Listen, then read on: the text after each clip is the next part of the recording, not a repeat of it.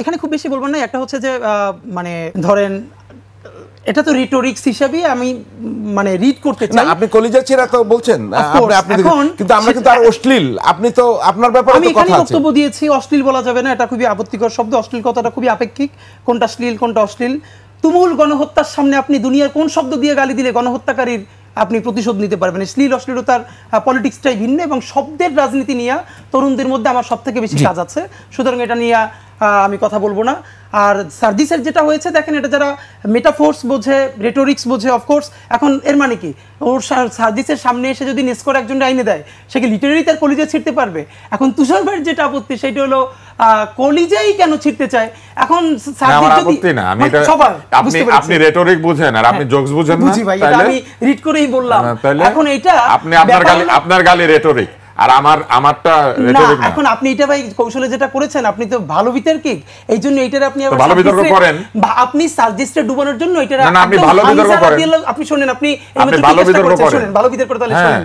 আমি মিথ্যা বলি নাই কিছু। আপনি প্রথমত শুনেছেন কলিজা নিয়ে হামজা রাদিয়াল্লাহু তাআলা আনহুর সাথে যেই অত্যাচারটা হিন্দে করেছে, তারপরে তৃতীয়তই আপনি পেলেন সার্জিসরে, অথচ আমি যে তিনটা জানি এর মানে আপনি কম জানেন অথবা ইচ্ছা করে জানেন না। কারণ আমি অন্তত আমি তো আপনার হাঁটুর বয়সের বাচ্চা, সেই হিসেবে আমি অন্তত বহু পলিটিক্যাল রেটরিক শুনেছি কলিজা ছিঁড়ে ফেলা হবে। এর মানে কি এটা কি ভালো? আমি সেটা বলছি না, কিন্তু ফ্রেমিংটা হলো তুষার ভাইয়ের মতো বিদগ্ধ মানুষ যখন হামজা রাদিয়াল্লাহু তাআলা আনহুর সাথে যেটা ঘটেছে হিন্দে করেছে, এইটার সাথে যখন সার্জিসের বক্তব্যকে রিলেট করে দেখেন, আমি সার্জিসের ভাই ব্রাদার না, আপনি বক্তব্যটা ভালো না মন্দ সেটা বলেন, আমি সেটা বলতেছি ভাই। আপনি আমার সমালোচনা করতে কেন আসেন নাই? আমি আপনার সমালোচনা করতেও আসছি এবং আমি প্রশ্ন আপনি আমার সমালোচনা নিতে পারবেন না, আপনি আমার হাঁটুর বয়সে দেখা করছি না। শুনেন, আপনি করেন, দেখেন আমি হাঁটুর বয়সী না, আপনি যদি আরো ছোট বয়সীও হয় আপনি তুমুল সমালোচনা করেন, আমি করি না। আমি সেইটার উত্তরটা দিতে পারি কিনা?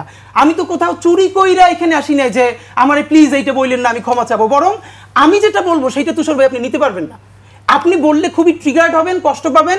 সিনিয়রদের সাথে এই কাদা ছড়াছড়ি আমরা করতে চাই না, এই জন্য আমরা বলি না। ফ্যাক্ট হলো সার্জিস যেটা বলেছে অবশ্যই সেটা ভুল বলেছে, সার্জিস সেজন্য ক্ষমা চাইবে কিনা সেটা আমরা সবাই বলবো, এবং এটা ভবিষ্যতেও যেন না বলেন সেটা অবশ্যই আমরা বলবো, কারণ সেই তো অ্যাপ্রিসিয়েট করছে যে সার্জিস ভালো বিতর্ক করে, এবং অবশ্যই সার্জিসকে এর জন্য দুঃখ প্রকাশ করতে হবে।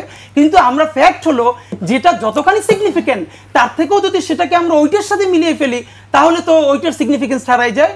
বরং আমি আমার জায়গায় ফিরি, মির্জা ফখরুল ইসলাম আলমগীর সাহেব যেটা বলেছেন খুবই স্বাভাবিক, এটাই তো কথা যে না আসলে কি উপদেষ্টা পরিষদ পুনর্গঠনের জায়গাটা চলে এসেছে কিনা, কেননা যে উপদেষ্টা পরিষদ রয়েছে সেটাকে তিনি নিরপেক্ষ মনে করেন না। ক্লিয়ার, আপনি যদি খুব সংক্ষেপে দিতেন, বলে প্রধান উপদেষ্টাকে নিরপেক্ষ থাকতে হবে, তারও নিরপেক্ষ, আর উপদেষ্টা পরিষদ নিরপেক্ষ ব্যক্তিদের নিয়ে গঠন করতে হবে।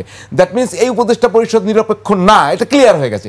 তাহলে কি উপদেষ্টা পরিষদ গঠন নতুন করে গঠনের ইঙ্গিত দিচ্ছেন কিনা খুব সংক্ষেপে বলবেন। ব্যাপারটা হলো এর পরেও ধরেন এই যে উপদেষ্টা পরিষদটা, এখানে তো বিএনপি ইনপুট দিয়েছে, জামাত ইসলাম ইনপুট দিয়েছে, সবাই দিয়েছে, তাহলে পরবর্তী যেটা নিরপেক্ষ হবে, এই নিরপেক্ষ কথাটা তো খুবই ভেইগ, এটা কনক্রিট কিছু না।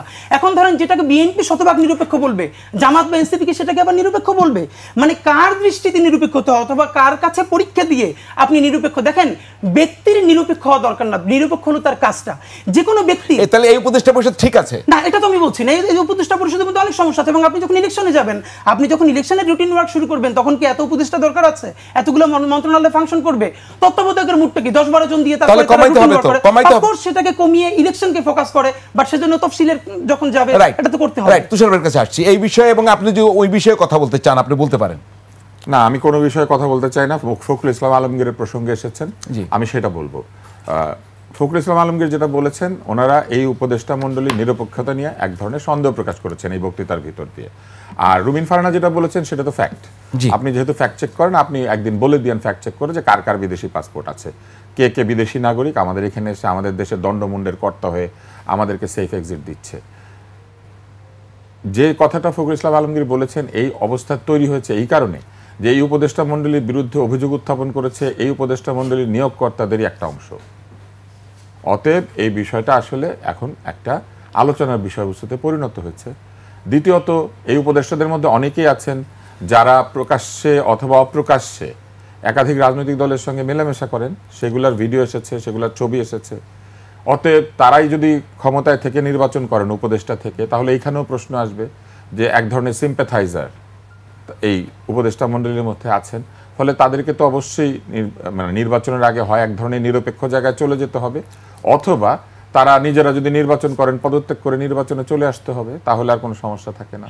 ধন্যবাদ। আরো একটি বিষয় আছে, সেটি হচ্ছে যে প্রধান উপদেষ্টা কি আসলে এই নিজের উপদেষ্টা মণ্ডলী নিজে তৈরি করেছিলেন? যদি তাই করে থাকেন তাহলে উনি ঠিকই বলেছেন যে প্রধান উপদেষ্টা আবার একটা উপদেষ্টা মণ্ডলী তৈরি করবেন। আর যদি তিনি না করে থাকেন, সকলে মিলে তৈরি করে থাকেন, তাহলে সবাই মিলেই একটা নতুন উপদেষ্টা মণ্ডলী তৈরি করতে হবে।